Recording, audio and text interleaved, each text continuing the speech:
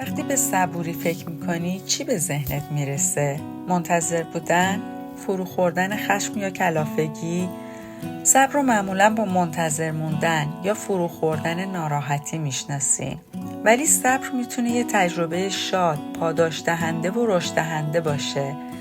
وقتی با آرامش و اعتماد پیش میری، وقتی رشد کودک یا حتی رشد گیاه رو تماشا میکنی، یا وقتی منتظر یه سفر خوب هستی و از لحظه شماریاش لذت میبری، اون وقت صبر فقط یه انتظار خسته کننده نیست، یه جور آرامش فعاله، یه جور اعتماد به خودت و به مسیر زندگی.